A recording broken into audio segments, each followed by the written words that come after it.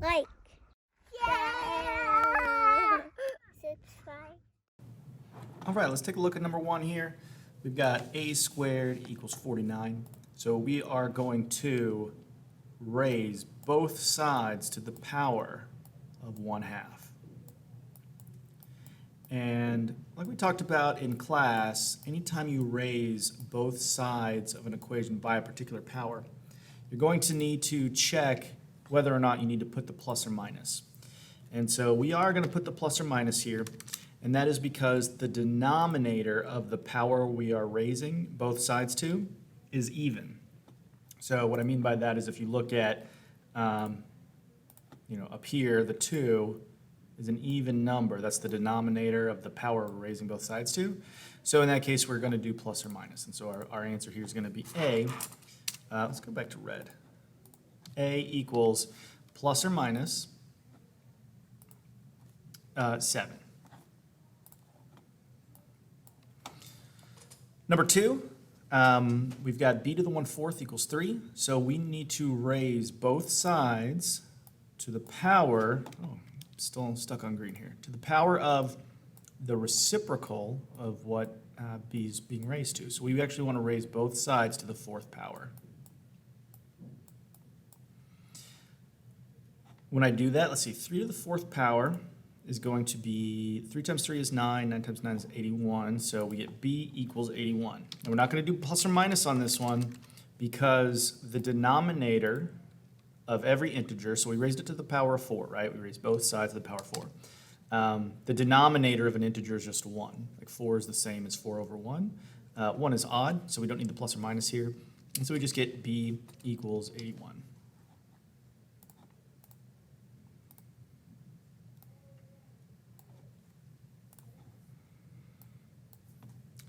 For number 3, we've got the cube root of x equals -2. I'm going to rewrite this, and I would just recommend you get in the habit of rewriting this. So x to the 1/3 equals -2. A lot of times when you rewrite this, it just makes it a little easier, more obvious what you need to do. So what I really need to do here is I'm going to raise both sides by the power of 3. And that will give me x equals -8.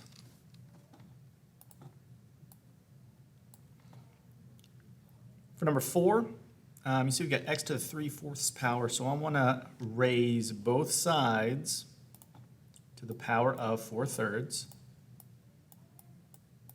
Not being very consistent with these colors, am I? So trying to determine, hey, do we need the plus or minus or not? And since the power we are raising both sides to is 4/3, this denominator is 3, right? So that's odd, so we don't need the plus or minus. So what we have here is 8 to the power of 4/3. And I got a lot of questions about, can I leave it like this? How do I simplify it? You do want to check to see, whether or not you can simplify it. What I like to do is I like to take care of the root first. So remember, this is power over root. So the 4 is a power, and the 3 is a root. Another way to think about this is, let's see if I can do this in Cami here. Yeah.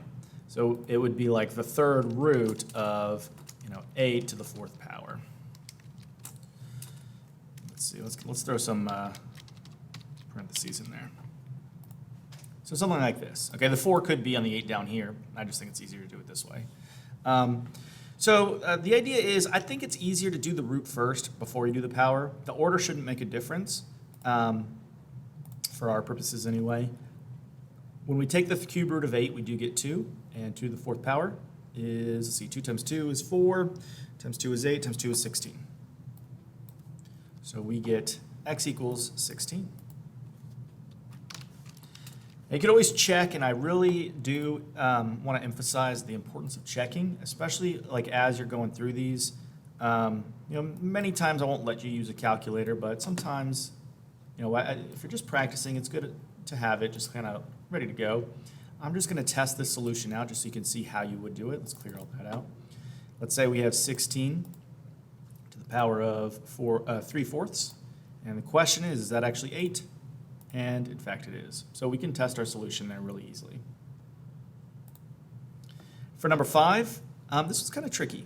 Okay, so we're going to start by subtracting 36 on both sides. So I'm going to do like minus 36. Oh. Well, I'm going to try to do minus 36. Let's bring back the equation. So we want to start with that. We're going to subtract 36 on both sides so we can isolate our power function here, I guess we would call it, or our rational power of x. We got x to the power of 5/4 equals negative 32. Then we run into a little bit of a problem here. Let's say we had like the square root of x, we'll keep it simpler, equals negative 32. Say, okay, what's x? Well, when you start thinking about this, you run into some problems, right? Like the square root of a positive number will be positive. The square root of a negative number is not real. So how do we get the square root of a number equals a negative? We can't. So there's not a real solution here. There is possible we have a non-real solution here. Because look at this. If I try to square both sides, well, I don't know what 32 squared is. It turns into a calculator problem real quick.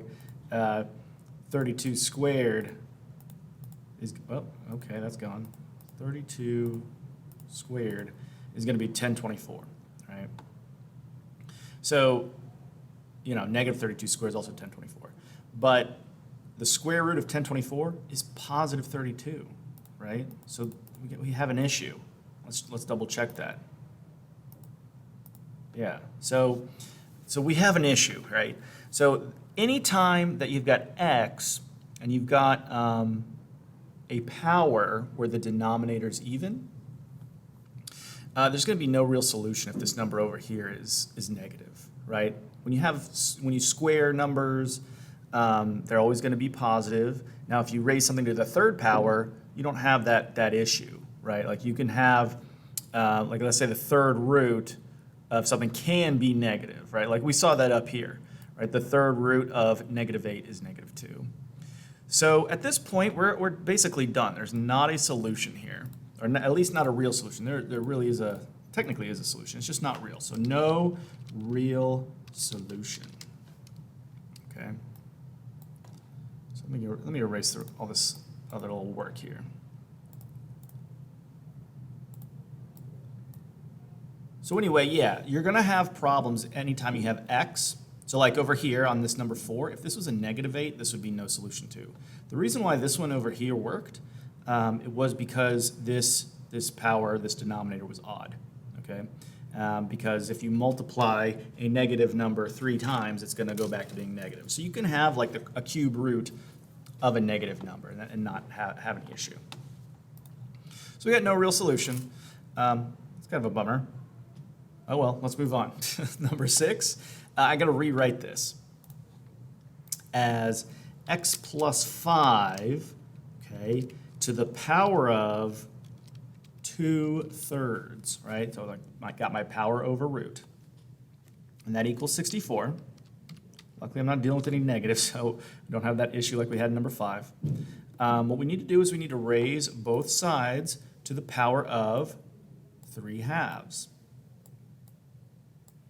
Okay, so I'm going to raise this to the power of 3/2, so I can get rid of this thing, and raise this to the power of 3/2. So when I do that, I need to ask myself, hey, do I need a plus or minus? And the answer is yes, because this denominator that we're raising it to is even. This one right here, this little 2. Okay, same thing. We have that same issue up here in number 1. Oh, I saw my calculator up. Let's get rid of that. So we're going to raise both sides to the power of 3/2. That's going to allow our left-hand side to just be x plus 5. And then we've got 64 to the 3/2 power. The way I like to evaluate this, and we can always check in the calculator later, is do the root first. So the square root of 64 is 8. Okay, so the square root, meaning like because the denominator is 2. So this is 8, and then we have 8 cubed which I think is 512, because 8 times 8 is 64, and then times another 8 would be 512. And it is going to be plus or minus here. So we do have a plus or minus. Then we want to subtract 5 from both sides. So we get x equals this plus or minus 512 minus 5. So we are going to get two solutions. We're going to get one for the positive and one for the negative. So we get x equals 512 minus 5 is going to be 507. And then we're going to say or, because x could be that, or x could be negative 512 minus 5 would be negative 517. And I'll move that, make all that fit on here. There we go.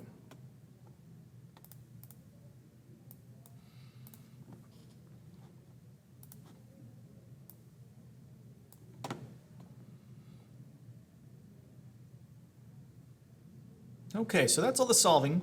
Just want you to be comfortable with these exponent properties. Down here, we're just simplifying expressions. The square root of 16 is 4. Not a lot to elaborate on there. The square root of 27. Well, this is where we actually have to do some simplifying. We note that the largest perfect square factor of 27 is 9. So we can rewrite this as the square root of 9 times the square root of 3. Now, the square root of 9 is 3. So our final answer here is going to be 3, which came from the square root of 9, times the square root of 3. So we get 3 root 3.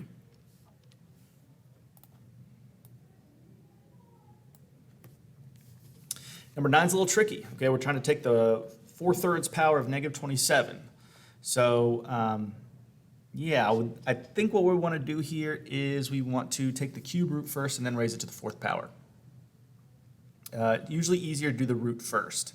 So the cube root of negative 27 is going to be negative 3. So negative 3, because negative 3 cubed is negative 27 to the power of 4. And so that's going to be 81.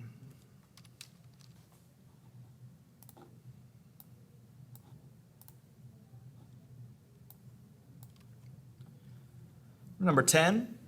We've got a negative exponent, and so this was something that was left off of the notes. I didn't think to mention it, but if you have a negative exponent, so let's say we just have so I'm going to just add a little property here.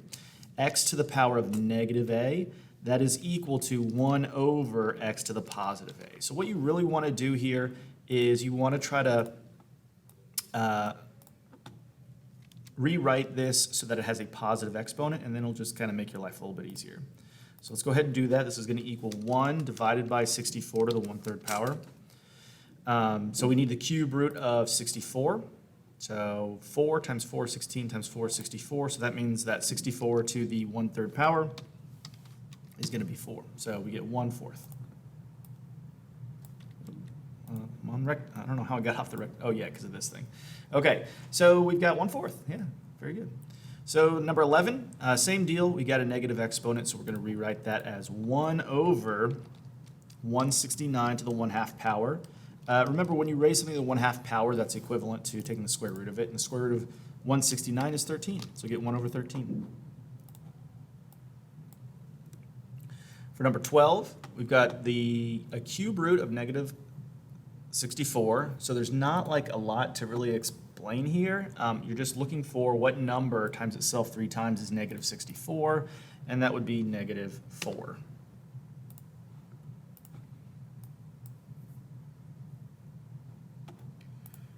Okay, so that's all the simplifying section. I guess I'll put this right here. Let's move on. Let's move on. Number 13 through 16, we're just rewriting using rational exponents and simplifying if we can. I guess we'll just take it one at a time to see if we can simplify. But all I really wanted you to do is just rewrite this as 7 to the power of 3/4, and that's good. Over here, this is 11 to the power of 6/3. Oh, wait a minute, 6/3, that's reducible. That's pretty easy to simplify. 6 over 3 is 2. So this equals 11 squared. Now, basically, like, if you can evaluate it in your head, like, if the numbers are not that huge, I kind of expect you to be able to simplify it further. So, like, we can rewrite 11 squared as 121. In other words, if you can do it without a calculator, go ahead and keep going. But if you get totally stuck with the arithmetic, then you can be done. Number 15. We're going to rewrite this as 81 to the power of, what is that, 3/4. Now we can simplify this because the fourth root of 81 is going to be 3. So we really have 3 cubed, which ends up being, let's see, 3 times 3 is 9, times 3 is 27.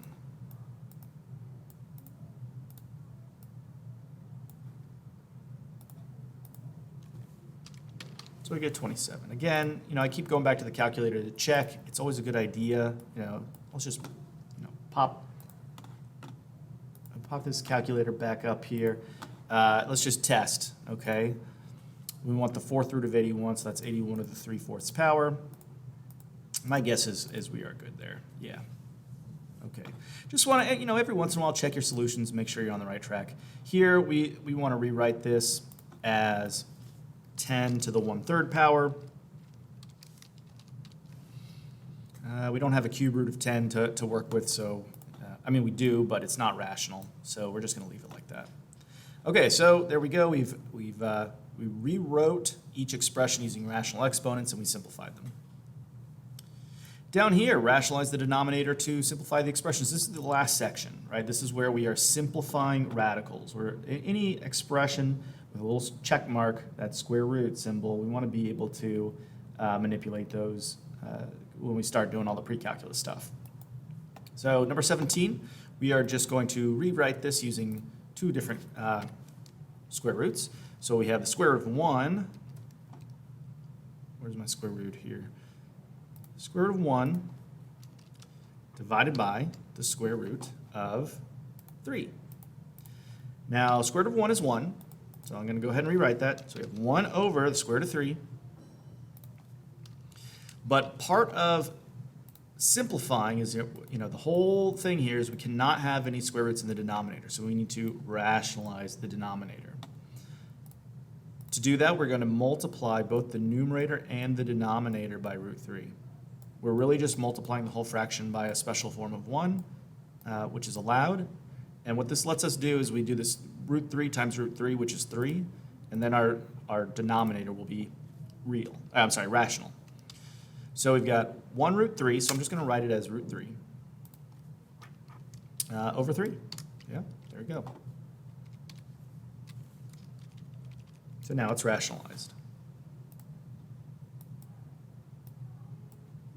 Now, you might look at this and think, is that really more simplified than this? And it's just really a convention, okay? So we don't really save any characters or anything, but this is considered simplified where this is not.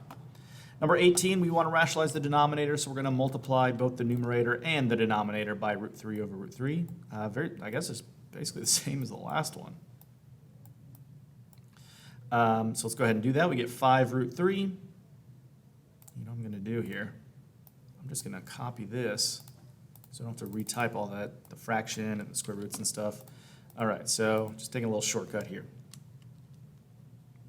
So this will equal 5 root 3 over 3. Yeah.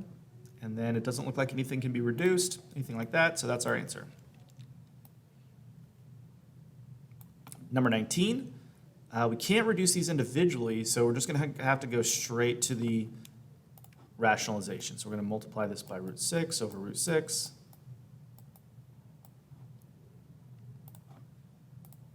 And so we get root 3 times root 6, which is root 18.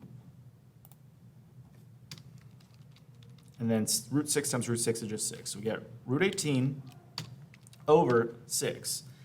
Now 18 does have a perfect square factor, so we do need to go a little further with this one. The largest perfect square factor of 18, in fact, the only perfect square factor of 18 is 9. So we can rewrite this, I'll just copy this, as instead of doing square root of 18, we could do the square root of 9 times the square root of 2. and the square root of 9 is 3. And hopefully you can kind of see where this is going. We can reduce this. 3 over 6 becomes 1 over 2. So I'm going to rewrite this one last time. 1 over 2. So our final answer here should be root 2 over 2.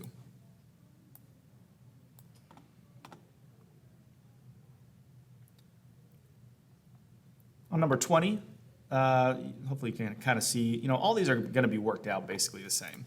We're going to start by multiplying this root 15 over root 15. There's a pretty sloppy 15 there. Let's see, 5 times 15. Let's see, so 4 times 15 would be 60. We got one more. So 5 times 15 would be 75. So we got root 75.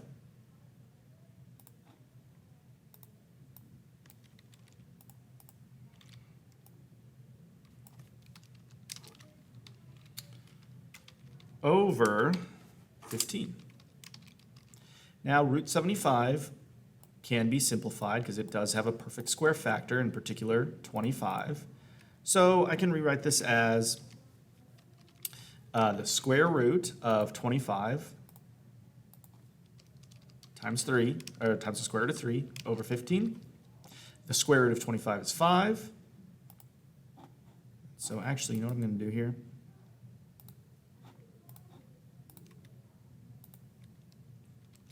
I'm going to just copy this over because I know what's going to happen. I can see it.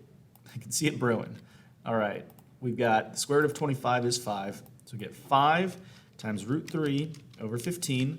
But you can see that we can reduce the 5 over 15, right? That reduces to 1 over 3. So we get 1 over 3. We still have the root 3, so we get our final answer here is going to be root 3 over 3. Just going to push this up a little bit so my 23 doesn't get too crammed in there. Number 21, we're going to multiply both the numerator and the denominator by root 3, like we did in, what was that one, 17 and 18 actually. So we got a lot of those root 3s. So we get 3 root 3 over 3. And the 3 over 3 can reduce, so we just end up with root 3. 3 over 3 is 1, so we get root 3 as our answer. Number 22, we're going to multiply, work it exactly the same way as we did number 21. We'll rewrite this, we'll multiply this by root 2 over root 2, which will give us 2 root 2 divided by 2. And this is going to simplify just like the last one. It's going to be root 2. Worked exactly the same. We've got 3 last problems here, so let's go ahead and knock these out. We're going to take the square root of both the top and the bottom. Now, that square root of 4 is 2. Square root of 3 is just square root of 3, so I'm going to just leave that as square root of 3, and we need to rationalize. I feel like we already did this one. We did 3 over root 3, and we did, no, maybe not. We did a couple different root 3s on the bottom, but I guess we have not done this one yet. So we're going to multiply by root 3 over root 3.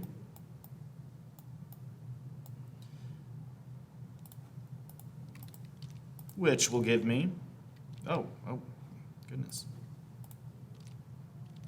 Okay. My copy and paste is starting to fail me. Here, I'll copy this one. Let's just start over here. Nope.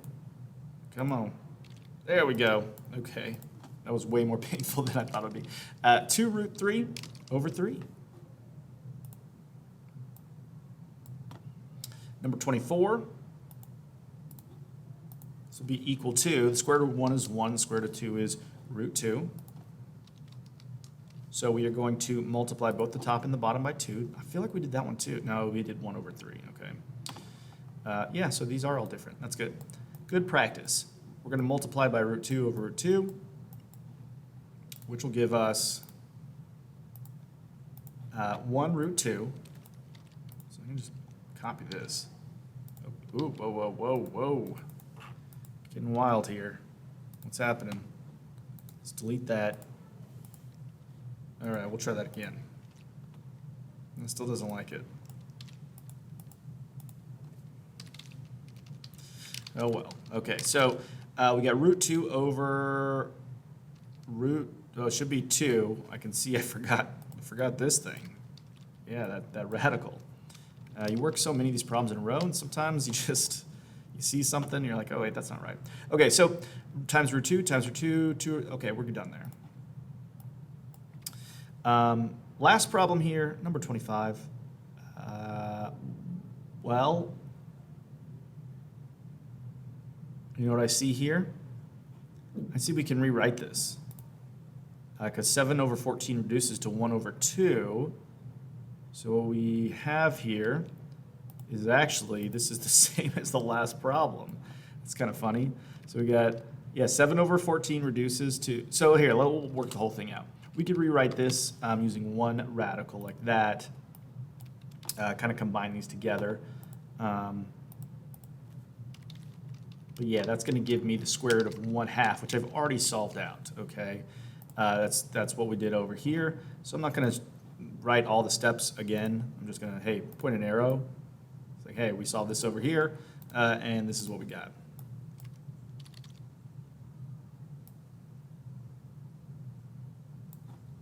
I don't want that other arrow again. All right, well, that's it for today. That's the last problem. So if you do have any questions or anything like that, please let me know, and I will try my best to help you out. Hopefully this kind of made sense. If not, you know, just reach out. Send me an email or hit me up during tutoring before school. Y'all have a great day. I'll see you guys later.